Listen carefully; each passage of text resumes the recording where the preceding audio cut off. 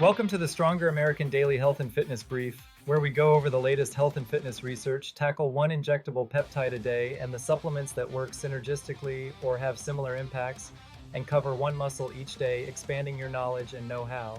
Here's what you need to know today. Let's start with what the research is telling us right now.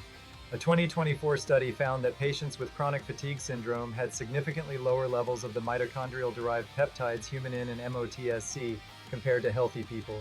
These peptides act as biomarkers of how well your mitochondria are functioning. If you are dragging in sessions despite good sleep and nutrition, it might not just be fatigue from training. Now, today's peptide research update. Humanin is a tiny peptide your mitochondria actually produce. It is encoded right inside your mitochondrial DNA. A 2026 study found that women with PCOS, which involves insulin resistance and hormonal disruption, had significantly lower humanin levels in both their blood and skeletal muscle. Humanin drops when your metabolism is under stress.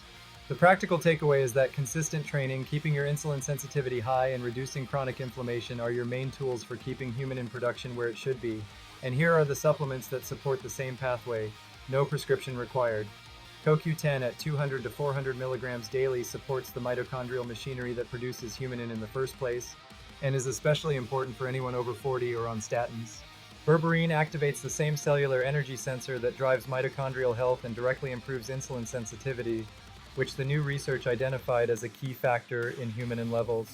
Now for today's loading parameter, a training method backed by research that most people never use correctly. Reactive strength is your ability to switch from landing to pushing off as fast as possible. It is what gives athletes their explosiveness. You measure it with the reactive strength index, which is jump height divided by ground contact time.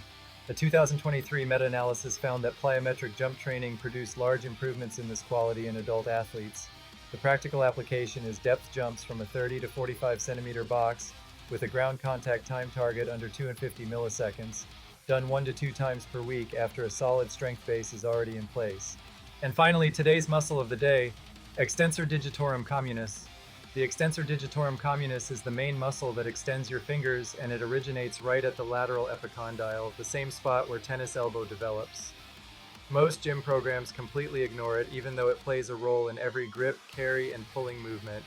Weakness shows up as compensatory wrist deviation during gripping and early forearm fatigue in high-volume pulling sessions.